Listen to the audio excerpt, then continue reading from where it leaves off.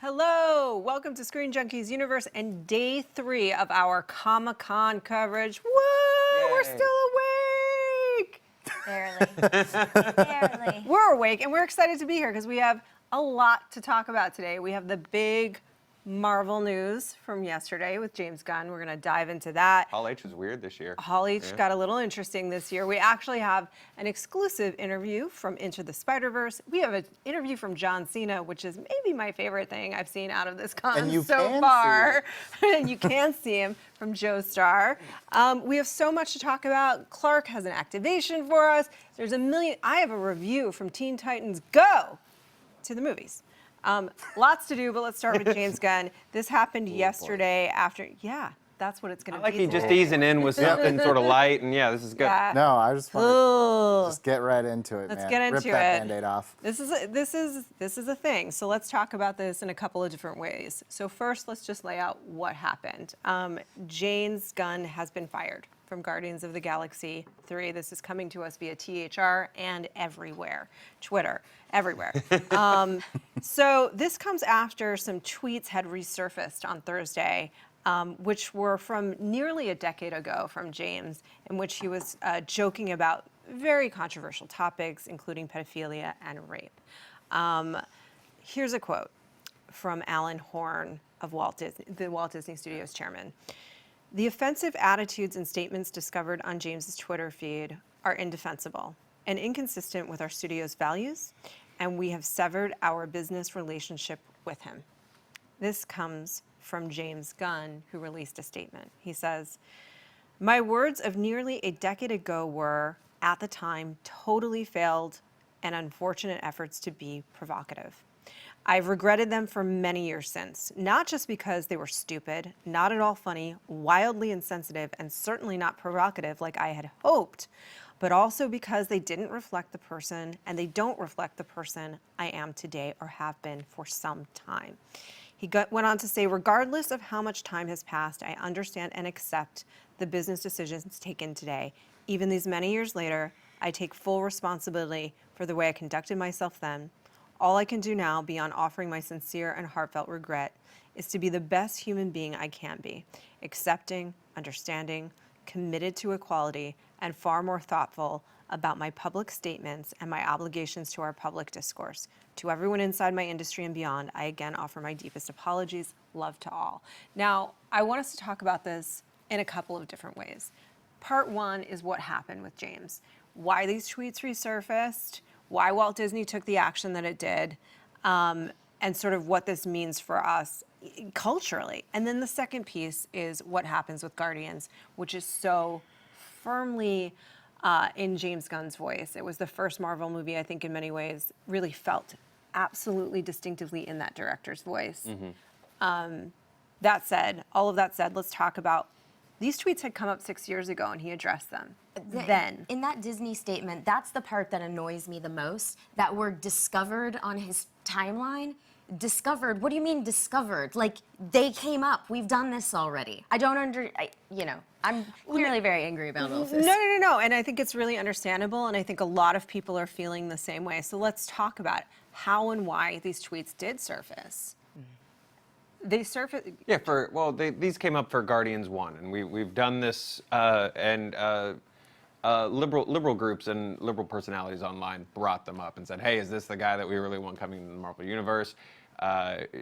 James Gunn made this statement already. He made this statement to GLAAD. He did, I believe, if not an appearance with GLAAD, some kind of conversation where they discussed it, and he apologized, and GLAAD said, cool, okay. This might be our first case of double jeopardy for social media faux pas, maybe? I don't know. I mean, this is very much this is fun because so much of our audience a lot of the times is like, please don't talk about politics in movies, but here we are, because this is legitimately like politics inserting itself into movies. This is a group really trying to strike back hard for Roseanne being fired from ABC based on tweets. This is a group specifically looking for stuff, waving it around. These are people that don't care about pedophilia jokes. These are people that don't care about rape jokes because they don't care about those topics in actuality. This is a very just sort of sad, agenda-driven thing, and I don't know. We're losing a lot of nuance, I think, in sort of cleaning up this industry now, especially with stuff like this, where it's like, look at this joke you made, you're gone. So just to give a little context to what you just said, Joe, if people don't know, I think probably a lot of you do. This was, in fact, a particular group that did surface these tweets, and the intention was to get James Gunn fired. And on Walt Disney's side of that equation is the fact that Disney owns ABC, which did fire Roseanne. So I believe, and I don't know this, that they felt backed into a corner and unable to not fire James Gunn in the face of this because they had fired Roseanne for similar, well, very different, but for tweets and offensive things she said in tweets. That said, I think from the business perspective, they couldn't afford sort of the backlash that would ensue. That said, culturally, this was 10 years ago. He addressed it 6 years ago. I'm not excusing the jokes, they're terrible. But they weren't said in sincerity. From a business perspective, though, mass audiences don't follow Twitter. Like, No. And Disney was not backed into a corner, and I wish that they would have grown a little bit of a backbone and said, here's the difference. The difference is James made these jokes, however off color, 10 years ago. He does not continue to make those kind of jokes and offensive statements. Roseanne does and did. That is the difference. And that is why Disney should have grown a backbone and supported James and said, we discussed it then, we do not condone these statements, but James has changed as a human or whatever. It's not the same. It's not the same. I don't disagree that it's not the same, and I think Joe and Billy, please weigh in. I think you raised Sure. a really good point that the danger around something like this is that, look, Roseanne made a tweet, everyone saw it, and action was taken. It wasn't a group that went digging to find something about Roseanne because they didn't like her, didn't like what she stands for. We're in a very interesting and I think kind of dangerous moment. I really mean that as a society when this kind of a campaign, a takedown campaign, is successful because it signals the clue to anyone on whatever political affiliation that you're on, if you are in an extreme way, that will work. Yeah, I think what we're starting to slowly learn, both sides, left, right, conservative, liberal, is that there is no statute of limitations in the court of public opinion. Zero. A conviction is a death sentence, no matter what. It doesn't matter anymore. So in terms of James Gunn and what he said, obviously, look, we all looked at some of those tweets and, oof, they're bad. They're bad. They're bad. He apologized, but that's not the story.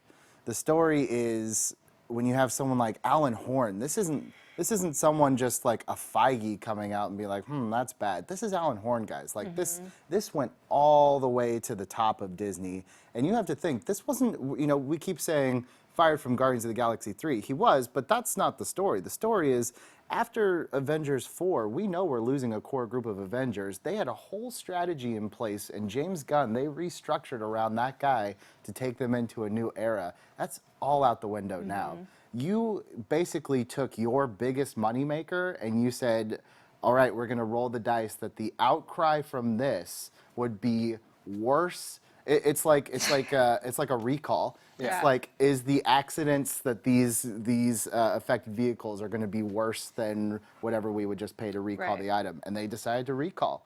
I don't know how they came to that decision. I don't know if it's based on stock prices, stock drops, but I think you're 100% right, Clark. I think that the people don't know what Twitter is. Most of the people don't read Twitter. Most of the people never would have seen it, but you know what they do see? They do see the headlines. James Gunn supports pedophilia. James Gunn advocates rape. That's what Disney's looking at. They don't care if you go back and look at the apologies. They don't care if you go back and look at the tweets. They care about the headlines. don't 'cause want that's what boycott. dips the Were you stock. guys seeing these headlines, though? Because I wasn't seeing the outcry, meaning this was a target. We talked about it earlier on the topic. No, but it's surprising how swiftly Disney decided to get ahead of that's whatever what would I'm have saying. happened. I don't understand that. It's a very strange move given what we're talking about in terms of the actual reach of Twitter and things like that in the marketplace. But what public perception-wise, they're sitting in a moment. And to be very, very clear, I'm not defending Disney and their decision because I absolutely don't agree with Same, it. 100% I think same. it is the bad decision. I think it's bad for us as a society. I think it's bad for this industry. I am simply trying to address why I believe they made this decision, which is that they are sitting in the midst of this Fox-Disney merger, which is already a little bit controversial, and there is a lot riding on the line, and they weren't willing to roll the dice on one director in a Marvel Cinematic Universe that doesn't, and I say this not creatively, financially need him to continue. If it was Kevin Feige tweets, we might be having a very different conversation today. We really might. But it wasn't. It was James Gunn's tweets. Now, again, I do not agree with this because just on a fundamental human level, if we can't evolve and change and become better people and have made mistakes, what is the freaking point of being alive? Billy? No, The point of being alive. Being alive. it's funny to me because it's like I feel like I sit back and I watch a lot of these things unfold all the time. There's demands for apology. You give an apology. Bullshit doesn't mean anything. They don't mean it. It's like there's no way to win, and that's why I say like once you are convicted, you are silenced, whether it's right or wrong, because there have been times where people have been silenced and I'm like, F yeah, great, go away. And there's sometimes people are silenced and it's like, that's not good. But the point is, when you are convicted, you are silenced. And I feel like both sides, we are just pecking at each other until no one's gonna have anything left to say. The interesting thing to me with this one though is it was so quick. It was very reactionary. And I think a lot of the discussion that's been going on is about how your voice evolves as a comic or as a performer or as a creator. Because I know right now they're going after Michael Ian Black and stuff like Patton. that, and Patton. I'm sure they'll go after Sarah Silverman. But I'm not interested in having that conversation because they don't care. They don't actually care about any of this stuff. It's disappointing to see people continue to fall for this ploy of fake moral goalposts because it's a fight you can't win. But It's Lucy moving football It whenever scares she wants. everybody. I think Dave Bautista's the only one that's come out and even supported him in terms of like his friends. In terms of the Guardians cast, I think he had the courage to like immediately be like, "This is ridiculous." BS." Yeah. It makes me wonder if like the others are going to be like, "We don't want to do Guardians without him," or if they even can. Oh, I would Well, love that. contractually, I I don't think they can. would love it if the cast came together and said, we want James back. Yeah. I think that when we're talking about this, because we're talking about it in the way that we are, because this does have such large implications across the board. I mean, outside of the entertainment industry, as well as within it. Sort of, Billy, hearkening to what you were saying, the issue, the really troubling issue is that there is nuance to this. This was 10 years ago. He's a different human today. It doesn't mean that they weren't off color and wrong. But right now, the name of the game online and off is shame. I mean, it's really like Game of Thrones, the shame walk, and then go away and die. And I think there's a lot of things that are getting conflated. But in the long run, I don't think it's going to solve things the way we need it and want it to be solved in terms of having a better society No, and not at all. culture. Because when you go, it just scares people into silence. It doesn't actually open the door to conversation. It doesn't create understanding. It doesn't allow the person the breathing room to go, as James did.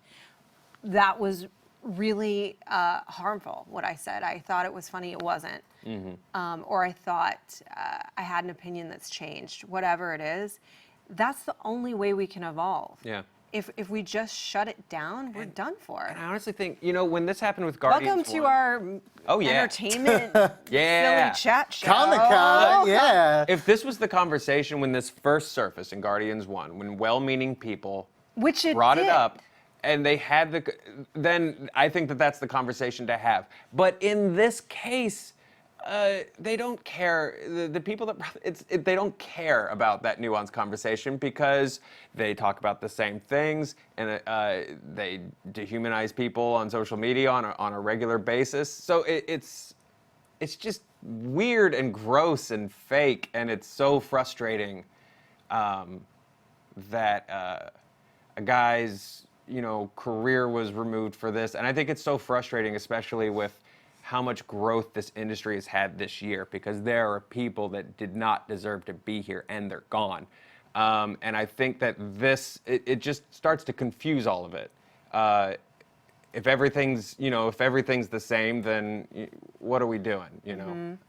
I think it's a really valid question. It is a concern. I also challenge us to ask ourselves and each other in this moment before we move on to the next thing. If we're thinking about this in a real way, are we also immediately defending James Gunn because we really like James Gunn? No. Okay. No, this is a bullshit situation. It is a bullshit situation. I don't care who it is. I'm a big Michael Ian Black fan.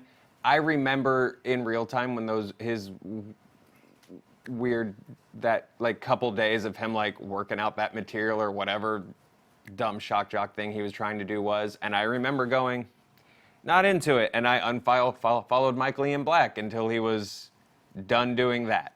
I think a lot of comedians and silver lining, hey, comedians, now you've learned that those jokes aren't edgy or funny or a good idea, so just go ahead and skip that phase, and maybe now we'll just have a whole new generation of comics that get better quicker because they skipped this phase of their joke writing career. But you have a lot of people who go, oh, I know how to be edgy, here's my fake racist jokes or my fake pedophilia jokes, and Yeah, I just think we're all going to be in this weird, stunted, arrested development state if we can't be allowed to evolve, because society is evolving around us. I don't know if you guys remember those ads with Hillary Duff back in the day where it's don't use gay as a slur or something for being stupid, but it's and it's at the time we're Hillary Duff, and now it's we would never say that. We would never do that because we've evolved as a society. We realize what we just thought was something in our lexicon was oh, it just means stupid. It's yeah, but it doesn't to someone else, and it hurts them. We've internalized it. I remember saying that out loud to people and saying, no, but I mean dumb. I don't gay people are great. I mean dumb. And you switch over and figure it out. But imagine if we were to go back now and, and I would say that all the time growing up, and to punish me now for something I did when I was 10 or 11. I know it's not apples and oranges that way, but I'm just saying we have to grow as people and we have to evolve, and apologies and growth have to mean something, or you said, what are we doing here? And I don't think it's just about being a James Gunn fan, because honestly I think that if this same sort of artificial hit job had been what took down Roseanne Barr, I don't think that would have accomplished anything for the left. It would have been a very artificial and gross thing. It would have made people lose credibility to take Roseanne Barr down on fake things. But the reality is Roseanne Barr was taken down because she supported things like Pizzagate and stuff like that. That's why you were removed. That's why they're two different things. That's why I think it's not just about being a fan of Guardians or about being a fan of James Gunn. Well, we are a fan of Guardians, and given the situation where it stands now, Guardians will foreseeably move forward without James Gunn. I mean, but how? He just finished writing it. Are they going to have to rewrite it? I would imagine it gets, maybe they use his script, maybe they do a little rewrite. Certainly they're going to bring somebody in to direct this film. If you're Marvel Disney right now, what are you thinking? And a lot of people are saying the obvious choice would be Taika, because they are not unalike as directors. Right. I mean, Thor Ragnarok is essentially Guardians as it gets outside of Guardians. Look, there's plenty of capable other people that I think can do it. It's just it's not the fact that no one else can write Guardians. Someone else can write Guardians. It's possible. It's just the fact that it's it's done. He had this story in mind. He had the soundtrack. He was going to start probably, I think it was October or November shooting it. It's I don't know if that's going to happen anymore. Do you feel like it gets moved on the slate? No, I don't. Yeah, no, I think once it takes a lot for Disney to decide to stop camping out on a date, I think, once the machine gets in motion. But I do think they have a lot of decisions to make in terms of picking a director that can come in and sort of damage control this a little bit, and it's going to have to be it's going to be a sort of a thin line of finding a director who's in some way connected to the MCU or connected to James Gunn somehow almost, so that they can say, hey, it's still in the spirit of the thing, and the creatives behind it can all sort of move forward. And whatever director this is going to be, Adam McKay was someone who came to mind that can sort of hit the style, is going to say, hey, I love what was done. I'm going to try to move forward and just sort of carry that with that vision. Do you think that Sean still stays? Because Sean was Rocket. And No, that's his brother. Crazier things have happened. Owen Hart? No. Yeah. Owen Hart stayed after Brett left. It's possible. But they're very close. Sean and James are very close, and James is a very look. I don't know that I shouldn't use their names as if I'm friends with them, but from what we know, James Gunn is incredibly loyal. You have to imagine that earns some loyalty back. I was just going to say, I think Ron Howard should direct it. Yes, Clark, for the win to get us back on tone. That's amazing. No one wants a sad Ron Howard. No one wants a sad Ron Howard. I certainly don't. I've said it once, I'll say it a million times. We don't want a sad Ron Howard. I will say that will be, other than Solo, the most thankless directing job. Yep. I mean, good luck to whoever it is. So a piece of me thinks Taika wouldn't take it. For that reason. Because it's going to be the person who ruined Guardians 3. Oh, no yeah. matter how No good matter Guardians what. 3 is, you're going to be the person that ruined Guardians 3. To some degree, you think they might just get sort of a industry standard shooter person to do it, you know? Yeah. Or, some no name. Yeah, like, what if they somehow get... No, that'll never happen. Well, now you have to finish your thought. You No. keep doing this. I'll come back with this thought. Roth, you Oh, you director tease.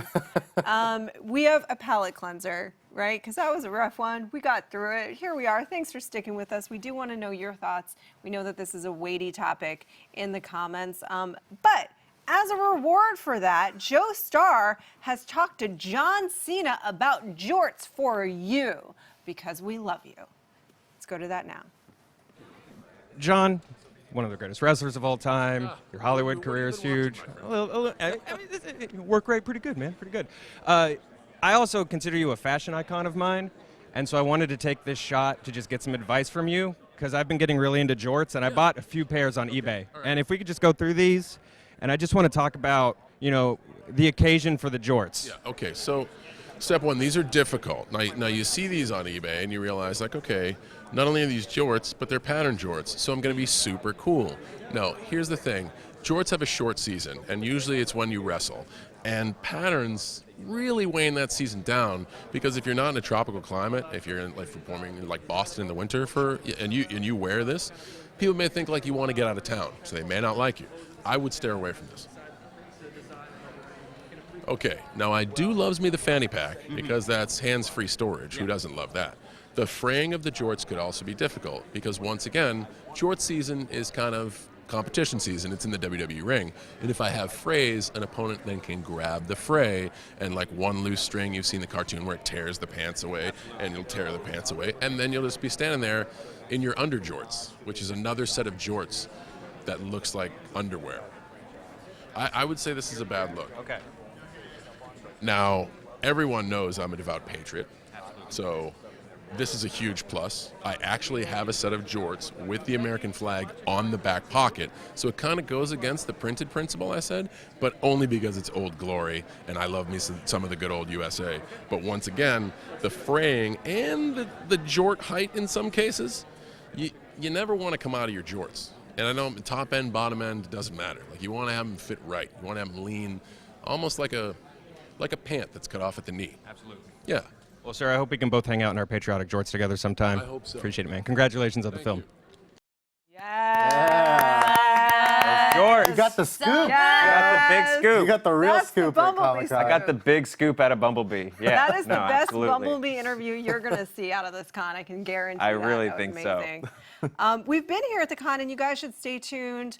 We have lots of good stuff coming up. We have an interview that's also really fun that Dan and I did for Into the Spider-Verse. Later today, in a separate video or videos that you should check out, we'll be talking about the Warner Brothers panel, which is happening right now. So tons of stuff is coming out of that. But Joe, last night you saw some Battle Angel footage. I What do you did. think? Hang on. Let me get them their notes out of their Get the pocket. notes. So last night we all went to a theater off-site, and Robert Rodriguez presented, and our own friend of the channel, Scott Mance. Oh. What a pleasure to see Scott Mance. Movie Mance. Energy. They showed a new trailer for Alita Battle Angel, and they showed about 18 minutes of footage. And then, just chatted with Rodriguez and the producer for a little bit, just sort of about the project. I think what people already know behind this one is James Cameron has been really obsessed with Alita Battle Angel for a long time. This has sort of been his dream project. He finally bought the rights to it in '99, so it's been in development for ever. What I didn't know, sort of in the Q&A with Rodriguez, is that he made the decision to do Avatar so that he could get the technology to pull off Alita, which is an interesting decision to me. But then in doing Avatar, got locked into multiple avatars to do one Avatar, and then so can't do Alita, so now Robert Rodriguez is doing Alita. Hollywood. So Rodriguez basically said, hey, we happen to be having a casual lunch together, and Cameron, he actually asked about it because he's always been excited about the idea of an Alita movie, and James Cameron was like, follow me, and took him to the Cameron Cave. Is that a real thing? To show. Yes. It has to be. Absolutely. If there's a submarine dog. Cameron. Oh yeah. It's I an can underwater guarantee cave. this. I can Absolutely. guarantee he The is South a Park city. song He has plays. built Yeah. Atlantis. He is a city under the ocean, right off the He's coast of New actually Zealand. Aquaman. Oh, yeah. And that is Yeah. how we're all gonna survive. Yeah. At least I am. I'm going to his city and his little nut farm that he's got. Oh, it's gonna be so and good. I'm gonna live. But You're going to live on a nut farm So- one way or another, Rob. it was interesting. What Rodriguez inherited was a 180-page script that Cameron wrote. That they were like, you probably need to pare this down. We'll give you that job. But not only the script, but about 400 pages of notes that James, which I desperately want to be a coffee table book at some point. Just Cameron writing essays about what he thought about the world and cyborgs Cameron and on Alita herself Cameron. and the war. Cameron, yeah. Yeah. If you're into James Cameron like I am, you should read The Futurist, which Rebecca Keegan wrote. It's awesome. It will give you a whole new perspective on how insane he is, and magically insane. Well, that was Rodriguez told the story of the first time he met him. He was about to start Desperado, and so to try to impress James Cameron, he was like, "Hey, I started all these Steadicam classes so I can, run my own Steadicam for Desperado." And James Cameron was like, "I'm currently trying to build a better Steadicam. Not for my movies. I just think it can be better." Yeah, I mean, he's so phenomenally built. We'll do our James Cameron segment another day. So sorry, let me get into it. Let me get into sort Did of it footage. look good? So I don't. Here's the thing. I don't like 3D. This was gorgeous. It was so beautiful. It's really beautiful 3D. I completely buy her. I know a lot of the big reaction coming out of the first trailer was the Uncanny Valley thing and look at your face. But I think it really works in this world of Iron City that's all cyborgs and enhanced humans. You never buy her as an actual human being, but you buy her as real and being physical in the world, if that makes sense. I thought it looked really cool. The action was really cool. Anytime the camera sticks with her, the mocap performance really comes through. She's very nuanced. She's very cool to watch. It's hard to not kind of watch her whenever she's on camera. I have a feeling that whenever the movie tries to go into the love story with sort of generic handsome co-lead, it's just gonna and kind of hit a wall whenever he's like, "I sure do love you, Alita," and she goes, but. What does she say? But because even in the 18-minute footage presentation, she actually does a hi. Even in the 18-minute footage presentation, it was like, "Oh my god, oh my god, oh my god."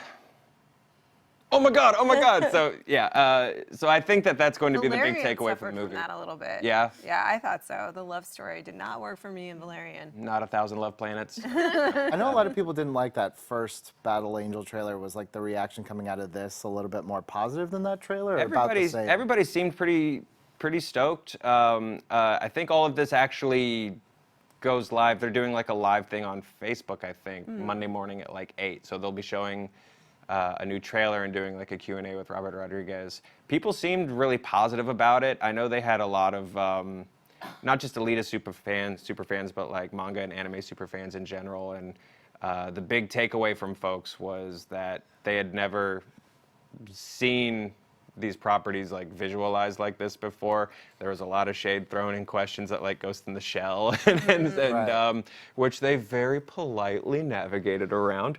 But people saying, hey, now that you've actually nailed this, can we see a Dragon Ball movie like this? Can we see a Full Metal Alchemist movie like this? So I was in. I think the 3D looked really cool. Our friends Adam Hlavik and Hector Navarro, who are giant 3D heads, are going to be obsessed with this movie, I think. Awesome. Yeah, Adam used to do 3D modeling. Yeah, they're going to love it. Looking forward to seeing more out of that, especially if it's looking better in 3D. I'll be very curious about that. Clark's been at the con. We have more stuff coming up. You did the Gifted activation, and I think we have a little clip of that. Yeah, Yes? Absolutely. It's from Fox's The Gifted, and let's just say that I've always wanted to be a superhero, so this was my chance. One of the coolest things that fans can do here at San Diego Comic-Con 2018 is unlock their mutant vision thanks to Fox's The Gifted. Street teams are passing out lenses so that you can see secret art hidden all around the convention, or you can download the Snapchat filter and have some fun like I did. I'm a mutant!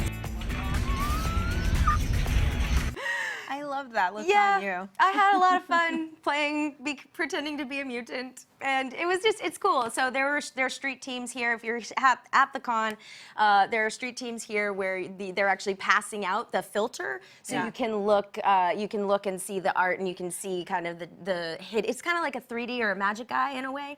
You see the hidden image through that filter, or you can do as I did and go on Snapchat and download that filter and play around and make very dumb videos. Excellent. Which is what That's Snapchat's what all about. It was fun. And Comic-Con, yeah. So opening next week, DC is having their panel right now, as we've been discussing. And again, we will be covering that ongoing today. But I saw they screened here at the con, I think a couple of different times, Teen Titans Go to the Movies. I got to see an early screening of it last week. No, it's really cute.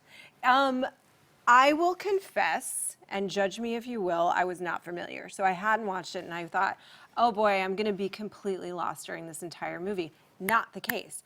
I really think that if you're already a fan, that this is something that you will truly enjoy. But even if you're not, it is very smart. It moves. It's funny. I like these characters. It's incredibly self-reflexive.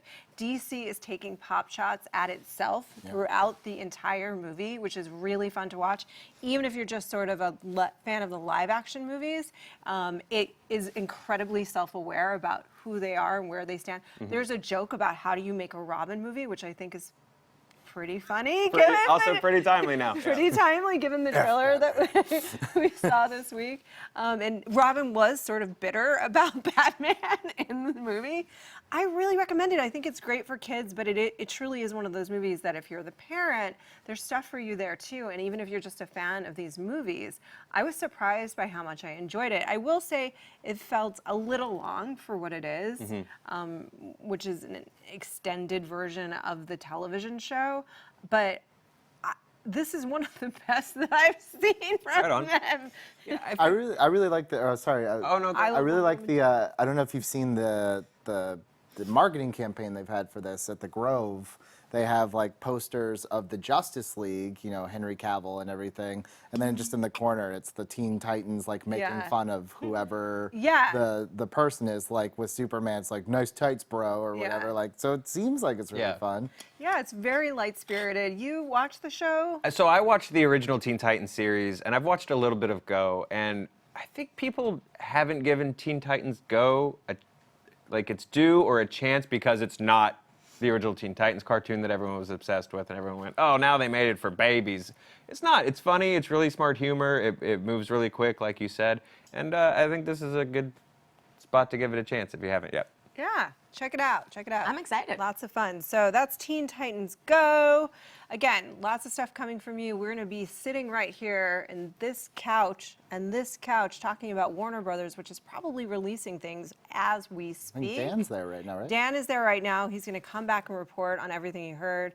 I know they did Fantastic Beasts. I believe they have Godzilla. Of course, they're going to do DC. I think we're getting an Aquaman trailer. Lots coming up. But before that, Dan Murrell and myself were able to interview the stars of Into the Spider-Verse, and they were very fun. And you can observe how fun they were right now. Hey, Screen Junkies, you're excited because we are excited. We have the stars of Spider-Man Into the Spider-Verse with us today. Jake Johnson, Shamik Moore, thank you so much for joining us. Thank you. Everyone is talking about, by the way, I'm Roth Cornett and that's Dan Merle. It doesn't. Whatever. Yeah. Everyone's talking about the animation and how great this looks. I'm curious for you guys, what's it like for you when you finally see this realized? It looks beautiful. I'm happy to be a part of the project. Honestly, I feel lucky. Yeah, I mean, look, Shamik and I did a lot of hard work on that animation. We were really breaking our backs on it. Yeah. You know, we said to ourselves, yeah, we might just do the voices, but also let's do the animation. I mean, it's kind looks of so why I wanted cool. to talk to you because I'm really impressed with how multifaceted you are. Thank you, Shamik. Well, the truth is, you know, honestly, we've been doing the voices for, at least for, I think it's both of them about 1.5 to 2 years. Yeah, for sure. And then when we saw the trailer, it was kind of the same time everybody else did. So what I really liked was the initial response of people when they were freaking out about how it looked. It just makes you more excited to be in a project. And we're not done recording, so we still are in it. Yeah. So to like hear that response and hear the passion from the fans, it just gives you another gear to want to go back in that booth and add like another layer, because very rarely do people get to see something while you're still making it. You guys are taking on, obviously, a very different version of a character that Spider-Man fans are familiar with from the movies and Peter Parker, and then, obviously, a character that Spider-Man fans have for so long been wanting to see with Miles Morales. When you're approaching that, you know, you're kind of bringing the character into the film world for the first time, and you're sort of reinterpreting that character that people know. Like, was that a challenge, trying to figure out how to approach that, or? For me, I just feel like we have great people working on the project with us in order to guide and make sure that it is exactly what it's supposed to be. I am definitely hungry to bring what I need to bring to Miles' character. Yeah, I'm thankful. So. Yes. It's also, this has been a nice one because we have a team of people who really worked hard on that script. So this is when we really get to trust the words. And by, you know, playing characters that a lot of people care about, it just makes you try harder. It's like if you're doing an original indie that no one's heard of, you're still trying hard. Yeah. But you're like, I'm also creating James. If you're doing Miles Morales or you're doing Peter Parker, you can't just say, this is my choice and I'm sticking with it. Because you're doing something that a lot of people really love and a lot of people are going to fight to have a certain way. Yeah. So we're lucky that the writing of this one has been really fantastic. How would you describe this Peter? I mean, from what we see in the trailers, he looks like a very different Peter than what we've seen before. It's Peter who's 40, and Peter whose body isn't the same as it was, and Peter who has passed the excitement of being Spider-Man and what it means to be a superhero. And he's at a point of his life where he's wondering, what's the point of it all? Yeah. Do you just continue being Spider-Man forever? Like, congratulations, I've done it. It's great, I'm Spider-Man. But now what? And he is asked by a Miles Morales for basically to be a mentor. And he's not a teacher. He doesn't want to be a teacher. But he sees something in him that is undeniably special. So, Nick Cage. I feel like that's my entire question. I know. Well, our answer is going to be the same. Nick Cage. Well played, you. Speaking of well played, we came up with what we thought would be kind of fun, which is that this is obviously opening up the Spider-Verse to so many different versions of Spider-Man. We had some of our crack staff go through and find some actual versions of Spider-Man. Us and the Wikipedia. Did you say our crack staff? And it was you guys? Amazing. I wanted to sound impressive in front of our guests. And you did, but I was like, oh man, all right, I got to focus. We wanted to see if you guys could tell some real, actual variants of Spider-Man from ones that we just completely made up. Okay. Are you ready for So this? these are actual versions of Spider-Man. So we say real or fake? real or fake. Exactly. And then also, if you want to add just like a one-sentence elevator pitch of what that would be great. Okay. Okay. All right, Spider-X. Fake. Fake. That one's actually That's real. real. Spider-X. What's Spider-X doing? Well, I'm asking you, what's Spider-X doing? I'm asking you. What's Spider-X doing? It's like a game of chess. Exactly. I'm always gonna lose. Okay, this is one of my favorites. Spider-Ham. That one's real. Yes. That doesn't mean that he's in the movie. So you cannot confirm whether Spider-Ham appears in. No, I can't confirm that. All right. This is our second scoop that we've been denied. Not doing very well, Scoops, over there. We're striking out. This is truly my favorite. Spider-Man. Spider-Man? No, that was fake. That was real. That's So real? real. It's real. Spider-Man. I like Spider-Man a lot. Like, you would just assume that she's kindly and southern. I've lost the game Loves already. iced tea. Spider-Man's the sweetest. Her web goes on you, you just go like, oh. Aww. It's like a warm sweatshirt. This is one I don't know if it's either Seth Spider-Man or Seth Spiderman or Seth Speederman. That's just a guy, yeah. Seth Speederman. He's got nothing to do with the franchise. That's correct. He's not. He's an has accountant. nothing He to do lives with outside of Tucson. Yeah. He's a talented guy. He's a wife, 3 kids. They're doing great. He's a friend of mine. I just wanted to give him a shout out on Exactly. the show. What's up, Seth? Hey, Seth. Went to high what's up? school with him. Old man spider. Fake. I'm going for Is that real? Holy. Old Man Spider is real. What does Old Man Spider do? I think Is it's it gonna Old be, Man who I gets think it's spider gonna be power? the third is gonna be Tom Holland, you, and then whoever they cast as Old Man Spider. It's 1, 2, 3. If that, right yeah, there. now actually you're right. I want to see some old man play Old Man Spider. And then you meet in the multiverse. Great, yes. Perfect. All right. One last one. Webman. Okay, that has to be fake, is it? That's That real. is fake. What? No. Wait. Talk to the It's team. real. Talk No, to the that one's real. It is real. So all of them are real? Or is it? You know what? This crack team just cracked. We have trouble telling them apart. We cannot wait to see this movie. Everything that we've seen, this is legitimately true. This is one of my most anticipated. Everything looks amazing. It's so awesome to have Miles on screen. Thank you so much for joining us today. Thank you guys. Let us know what you think in the comments below. How much on a scale of 1 to 10 million are you looking forward to this movie? The answer is 10 million. We will see you later.